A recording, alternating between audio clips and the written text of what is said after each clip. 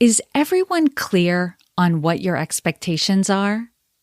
And are you clear on what others are expecting from you? Are you sure? In episode 472, Lynae Remondino and I covered the importance of asking clarifying questions to prevent misunderstandings. For a variety of reasons, it's almost too easy for misunderstandings to occur. On almost any given workday, you can probably find an example in which you thought you were clear with someone that they were to do X, Y, and Z, and instead they did X, Y, and M. The culprit is unclear expectations. In this episode, I have Lynae back and we are discussing how to make sure your expectations are explicitly clear, why accountability is so important and what can go wrong without it, and how to get better at creating and honing clear expectations. If you are new to the Women Taking the Lead podcast, hello and welcome. I'm Jody Flynn. I'm the CEO and founder of Women Taking the Lead, a leadership development company that works with organizations and boards to close the performance gap by attracting, developing, and successfully promoting more women into senior levels of leadership. I help organizations realize these benefits through coaching, consulting, leadership development programs, and keynotes. If we are not already connected on LinkedIn, please send me an invitation to connect. You can find me directly at linkedin.com/in/Jody Flynn, or you can search on the platform for Jody Flynn. I'm very active on LinkedIn, so I should be at or near the top of the search results. Be sure to add a note to the invitation letting me know you're a listener of the podcast. I would love to connect with you and get to know you better. Welcome back, Lynae. It is so good to see you again. Hi, Jody. I'm so glad you had me back. I enjoy our time together. I have been loving it in the past couple of episodes that we've done. They're doing incredible. I knew I picked the right person to have these conversations about communication. And today we're talking about one of my favorite things, which is clear expectations. You think it sounds so easy. It really does. And we're going to get into that. Why clear, what we think of as clear expectations are not so clear. But let's start with what are expectations? So when I ask you, what are expectations, what comes to mind for you? So when it comes to leadership, it's important to establish and really be transparent, I think, in our expectations. So the behaviors and deliverables that we want to set with a team member or a group of people is huge, I think. And then, of course, it's allowing your team members to know what that they can count on. What comes up for you? That is exactly, we're on the same page with this, because when I think about setting an expectation, I want to be very clear about what I want to see, like the behavior I want to see in somebody else, how they should be responding to certain things. And then also it goes both ways, right? Here's what I'm expecting from you. Here's what you can count on from me. And this is the type of assistance I'll be providing, right? Whether, as a resource, and even with my own clients, when I'm I have the same conversation with my clients. They don't report to me, but I want to know, that they understand what I'm expecting from them, what I'll be providing, and the assistance I'll be providing, so that we're both on the same page about what we're expecting from each other, and giving them an opportunity to also say to me, here's what I expect from you. It's so true. I think that when we look at setting these expectations for individuals, they have to be set early. And if we don't clarify these early on, no matter what early means, whether it's in the hiring process or when we're delegating something, it's so invaluable that they know exactly what their responsibilities are, so that we're setting them up successfully to drive towards those expectations. hmm And when we're talking about clear expectations, I know originally when we were kind of chatting about this, I was initially coming from the place of the individual, and you have this great way of like really taking it to the organizational level. So I'll start with individual, and then I'm going to Yeah. pass the baton to you. So, and I do this in workshops where, I think a lot of people, um, when they're setting expectations, they think they're being very clear, right? And we Mhm. all do because we know in our own heads what we want to to see, but we're Mhm. not always really good at making sure the other person knows what's in our head. Right. So, and True. we talked about this when we did the episode on clarifying questions, but like Mhm. coming from a place of let's be absolutely clear from the get go and then use clarifying questions just as a way to kind of like make sure. So when I'm doing training on this, I'm very clear to say, for other people to be able to meet your expectations, you have to be explicit in what you're looking for. And there are two downfalls for this. There are expectations that are uncommunicated, and there are expectations that are misunderstood, right? Mhm. So, in order for people to meet our expectations, they have to know that we have expectations of them, and they have to know exactly what those are. And I love giving this example because oftentimes, I would ask a workshop, like, if I gave as an example of an expectation to communicate emergencies immediately, how many of you think that's clear? And most people will raise their hands, but the words communicate, Yep. emergencies, and And immediately. immediately, there's a wide range of interpretation for each one of those words. So True. if we're using that as an expectation, there are so many different ways that things can go wrong. And this is when you hear leaders say, how much clearer do I have to be? Or I've told them over and over and over again, and they don't seem to get it. So when we're giving this expectation, we have to define what we mean by communicate, what constitutes an emergency, and what time frame immediately falls in. Immediately sounds clear, but when you really investigate this, it's not. So let me give an example of an explicitly clear expectation around this. So here it is. If we are going to miss a deadline, I need a phone call the moment you've confirmed the new ETA, right? So you've made Right. it clear about how you want to be, like what constitutes an emergency, right? We're going to miss the deadline. How you want to be communicated with. You want a phone call, and immediately means not the moment you discover we're going to miss the deadline, but the moment you then determine the new ETA. That's Mhm. different, Mhm. right? So when you communicate like that, then someone knows exactly what to look for and what to do in that case. Okay. Anything you want to add to that, or do you want to jump right to organizational? No, I just love the piece of this so much about immediately or sometimes, or just how people don't understand, just to your point, how different people take that. If I say Right. to you as a woman, I'm going to call you back later, you might assume it's going to be in the same day. But I know sometimes a guy might say to me, I'm going to call you back later, and it might be 2 or 3 days later. And I don't mean to Right. make it a gender thing, but there really is a difference in the way that we all embrace some of these words and know, Right. okay, immediately, is it 5 or 10 minutes to you? Is it 20 or 30 minutes to you?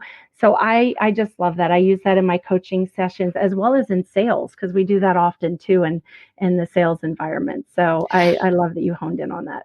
And I'll add this too. As you were explaining that, Lynae, all of a sudden I saw myself as the person receiving the expectation, right? Mhm. And I know for myself, sometimes I can be perceived as being, I don't know if annoying's the word, but being a little too nitty gritty when I'm Mhm. asking questions.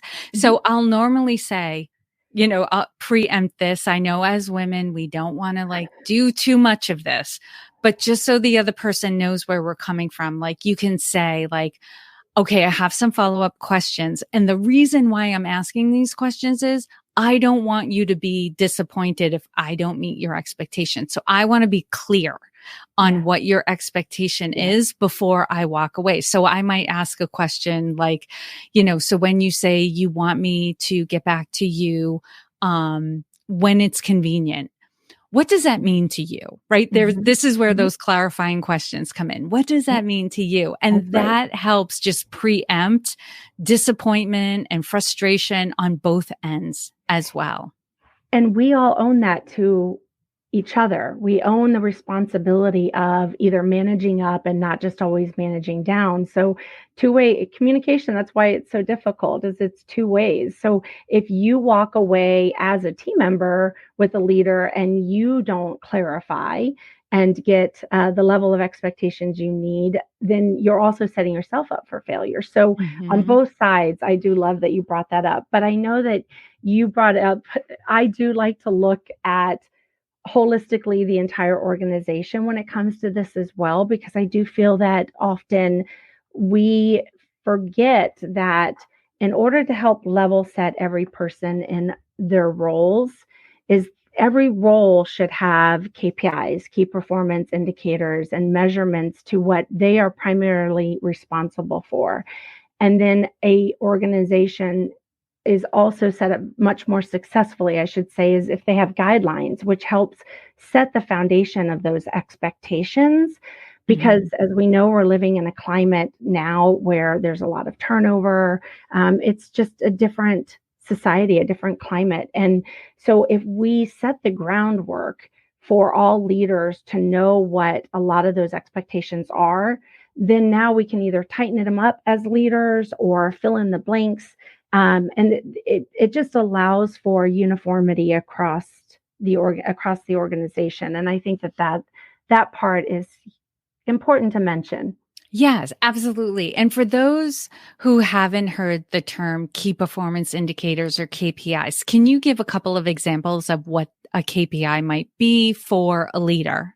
So I do think that KPIs can be dependent on the department that a leader is in, but I know that one of the KPIs we've built in our organization for all leaders is the performance measurement of all of their team members. So a leader, if you have, let's say, 10 team members that report up to you in their performance reviews, are they all competent in their role? And so what is the ratings that you've been supporting them in achieving and exceeding in their role? So that could be a KPI for a leader. Retention engagement surveys is an organizational KPI, but certainly can fall back depending on the questions that are asked in the engagement survey. So there's quite a few. And then there's others more specific to a role, such as in operations, could be budget or financial based and how well they're achieving it. But the most important part about KPIs is the behaviors that drive the metrics.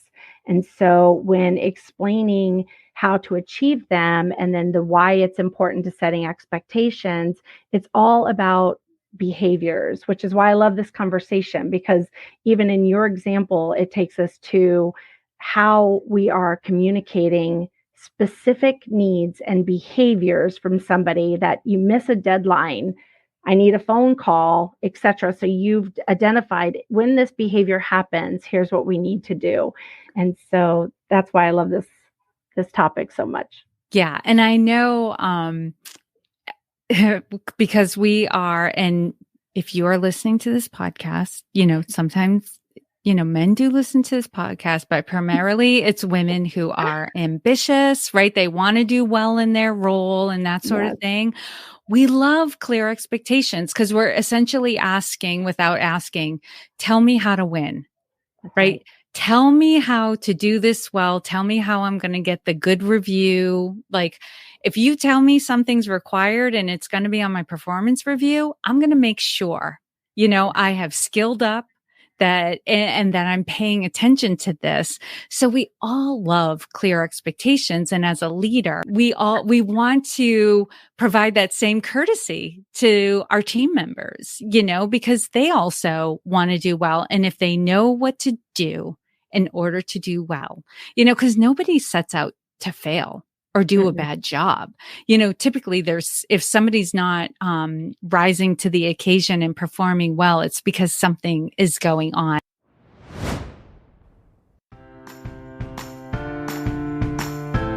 I don't know about you, but I have discovered amazing music, books, TV shows, movies, restaurants, and podcasts for sure because a friend or colleague told me about it. Our network, made up of friends, family, colleagues, and acquaintances, are a vital source of information and access to resources for us. If you find the content and suggestions from this podcast valuable, could you do me a huge favor? Could you share it with a friend or colleague? Typically, the best way to share a podcast is to share a specific episode that made you think of the other person. You can share an episode right from your podcast app, or you can send the link to the webpage found in the episode description. My goal is to help millions of women to grow and feel calm and confident in their leadership. And I thank you from the bottom of my heart for helping me to do this. And I thank you for helping the woman in your life be the confident leader she is meant to be by introducing her to this podcast. So thank you.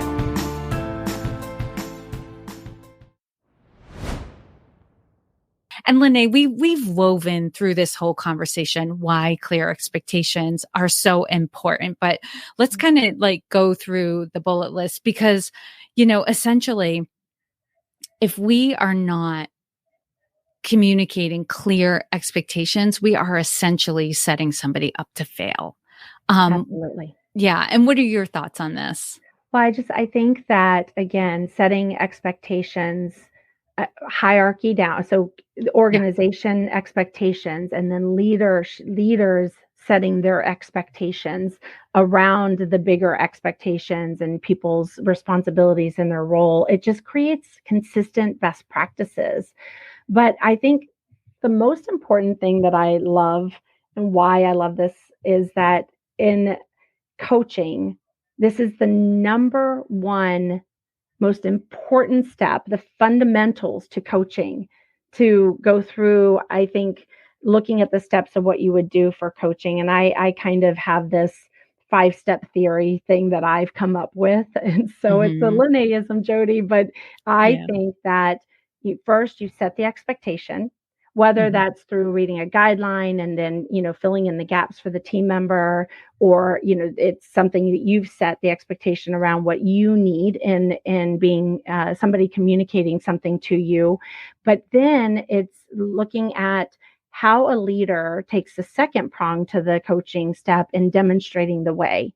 And then the third prong is now you observe and shadow your team member demonstrate the way. And then there's the fourth prong, of course, of coaching and giving feedback, and then the follow-up and follow-through. So it's like a 5-prong approach to effective coaching.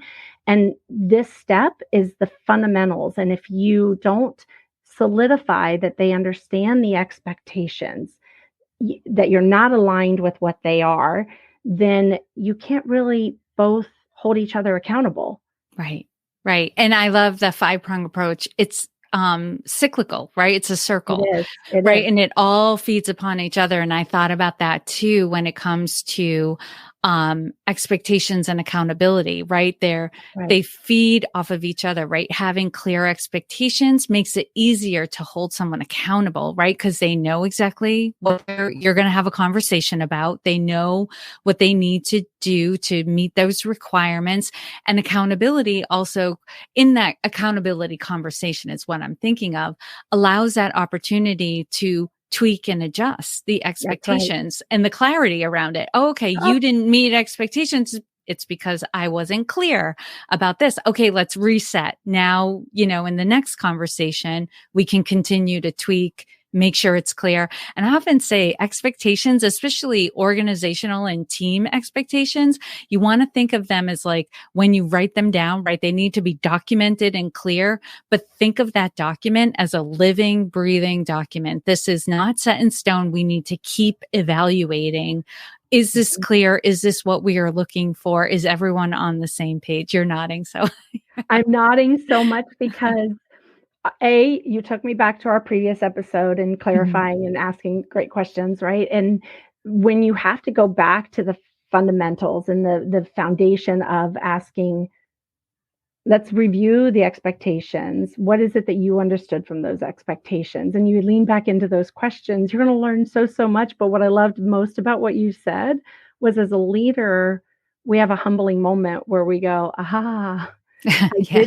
I didn't level set that very well. I didn't lean in to make sure you understood it. I own this. Let's start from scratch. Let's start over. And that can be eye-opening for a leader if they lean in that way. Yeah. And I thank you for saying that, because I think that this is a great moment to also give that reminder that if people are not meeting expectations, before you jump at the other person and looking at responsibility and blame on their part, first take a look at, was there anything I did that might have contributed or did not do that could have contributed to this person not meeting expectations, right? And it may be that you were clear and there's something else going on, right? It's a lack of training, or they have something going on in their personal life or something like that. But first, look to thyself first, and I love then go out there. Okay.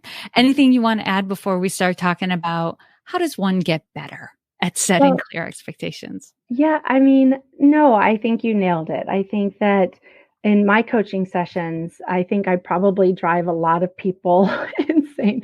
They get a little frustrated because the only thing that we have control of to change is ourselves. And so the more as leaders that, to your point, we can lean in and first assess the situation from our lens of what we could have done differently and better, it allows us to be more, I guess, available with our team member, to be empathetic and to try a different approach. And it often, coaching can sound like counseling when Mm. we don't stay in that supportive role. So when we first acknowledge there's something we might have missed, it allows us to stay even more comfortably in that supportive role because we own a piece to their development. We own that with them. And I think the our team members and the people we're leading appreciate when we acknowledge our humanity, right? Hmm. We may have made a mistake or we Hmm. stepped over something, and we're modeling for others, right? Because we're developing future leaders. We're modeling for others how to handle that situation with grace. That's right. Right. That's Yes. Okay. So, I kind of have a list of right. Hmm. things I recommend how someone can get better at setting clear expectations. And then I know you have some things that you want to add. So I'll quickly just go through this. So first off, if you want to get better at setting clear expectations, acknowledging that developing clear expectations is a work in progress, That's right? Use mishaps to learn from them. Lynae and I just discussed that, right. that whole process. But right, first off, before anything else, just know this is going to take time, and it's going to take mistakes to get better and better at it.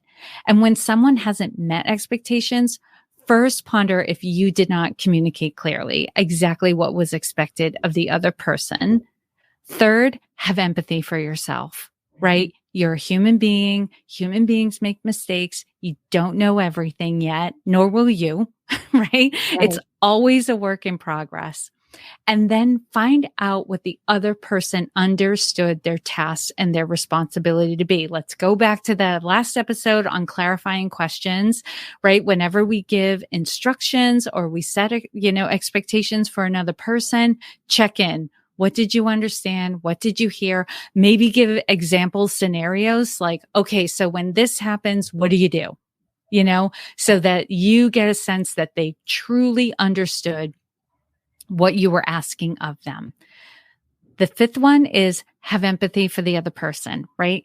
Empathy for yourself, empathy for the other person. They are a work in progress as well. They're learning, they're developing. And I would even say, especially for people who are relatively new in their role or to the company, it's a lot.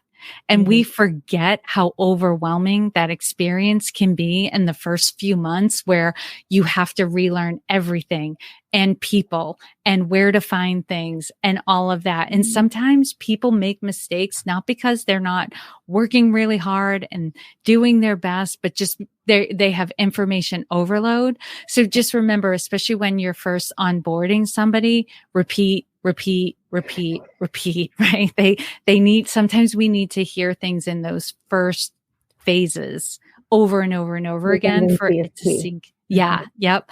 And then next, talk through the gaps, right? When a mishap happens, talk through the gap between what you expected and what the other person understood, right? And here you'll just, because sometimes we look at what people are doing and we're like, what were they thinking? And then when you inquire, more often than not, it's it makes sense that what they understood and what they were thinking caused them to behave in a certain way, even though the behavior, because you understood the expectation, seems insane. Like, why would they do that when that was not what I wanted? When you check in with them, often there's like a little piece of information that they either didn't get or misunderstood. And so their mind automatically closed the gap with something incorrect, right? But typically it all makes sense when you get to the bottom of what was going on. Mm-hmm. Then establish new explicit expectations. Now that you know where the gap is, close the gap and clarify what it was you were actually expecting. And then allow time for others to communicate if you have not met their expectations, and follow the same process. Everything I outlined, allow the other person to do for you. Because it may be that they were needing something from you and you didn't live up to their expectations, right? Mm-hmm. So just know that sometimes that is what is going on as well. And then lastly, rinse and repeat, rinse and repeat, rinse and repeat forever until Right. everyone is on the same page. That's right. I think that there's something to be said about redundancy when somebody's learning anything new. But I really do love the fact of thinking about also the value add. So helping the team member know what is the value to the organization by us doing this? And what would the value be to the team member? And then the value to you as a leader, so that everybody kind of has this intrinsic value piece to Right. why I'm being asked to do the expectation, whatever that might be. And so there's a piece there of, if you can always think about, here's the value to you by doing this, or helping the team member come up with their own by the art of questioning, right? What do you think the value is by you doing this? What do you think the return would be for you? And I think that's key to somebody really buying into whatever the expectation might be. I think the other thing is, again, it goes back to our clarifying expectations, or just the coaching, any kind of a coaching model, and that rinse and repeat that you said. The only thing that I would add is exactly that we are continuously going back to level set. And this isn't a one and done, even though we were talking about, as an example, onboarding and doing the redundancy or the repeat right away. And I think it's sometimes 7 times, I think is what they say, that before something can stick.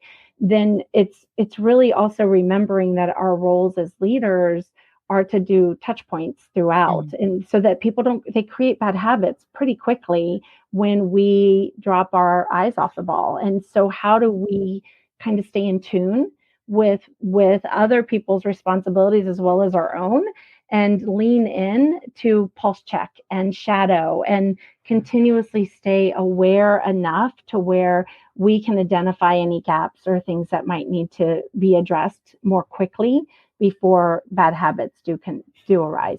Yes. And I will say, I want to underscore, a lot of times the one-to-one meeting gets poo-pooed or canceled because we're like, we're good, right? We're good. That's right. I would encourage not canceling these meetings, because oftentimes in the conversation, we find out, oh, we're not on the same page with something. We thought we were on the same page with something, and we thought we were all good.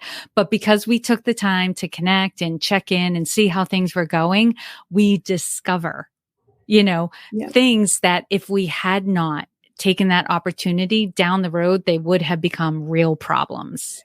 Jody, I just love us so much, because we tend to then everything we talk about can go here and here. And I cannot tell you how many times I have heard leaders say to me in coaching sessions, I talk to my team members every day, all day long, and really not understand the value of that one-on-one closed door. A team member knows whatever time of the week that they are scheduled to meet with you, they can come better prepared. As we go back to our communication styles from the very beginning, those methodical thinkers, you could ask somebody right now in this moment, how are you doing? Most people will give you a very generic, oh, I'm great, thanks, or right? So if we don't plan as leaders to ask more open-ended questions, to dig in and clarify that people understand what the expectations are, and we don't give our team members a planned event where they can come together and know, okay, I've got to have my stuff together and I need to know my part of the business, my KPIs, whatever it might be, so that I can help my leaders see what am I doing really well and what are areas of opportunity. And then where do we reframe expectations around these things? And that private time, one-on-one time, it's gold if leaders do it and do it well. Right. And oftentimes team members, if they have something that's a little touchy to talk about, they're not going to do it in an open area where anyone can walk by. And they probably don't want to put it in an email either. So it's so important that you as the leader make that space for your team member, even if you meet for 15, 20 minutes and, everything's good and nothing really needed to be discussed. I'm telling you, your team member appreciates that you hold that time sacred and you have the meeting no matter what. It's kind of like going to the gym. Like they say, if you're not motivated to work out, like just put on your workout clothes and maybe like go. And if you're not into it, then just come home or, don't do the workout. It's fine, but still hold that piece sacred and do it. I just know so many, I talk to many women who complain like my boss keeps canceling our one-to-ones because he thinks I'm good or she thinks I'm good. I'm overperforming. So they don't think I need this time and I'm feeling neglected and I have questions and, I thought I would get more time with my manager, even if it's just time with the manager to make sure everything is going well or to ask questions. Like, don't ignore your overperformers either. I love that you brought that up in the context of this conversation because too often leaders do think, well, they know what they're doing. Those top performers, they've got it down. And the reality is this is how top performers slip because they don't have this dedicated time. They see maybe C players getting a whole bunch of attention, a whole bunch of time. And they're like, well, maybe that's what I need to be like in order to get time with my manager. And unfortunately, we want the C players to come up to the A players, not the other way around. So I agree with you wholeheartedly.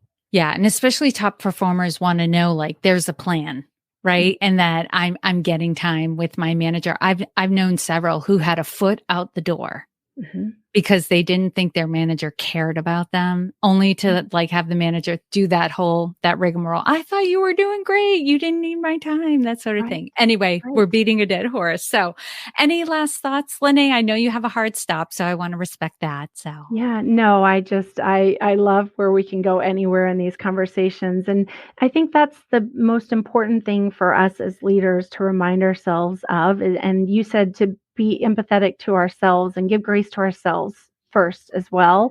Leadership doesn't come with a roadmap. It's super hard. But if we remind ourselves that setting expectations all the way around creates the alignment that we want and it creates the best practices that we're looking for, and then we can actually hold ourselves and others accountable because we know what those are. We can't ask for a better unity within a team when we do that very well.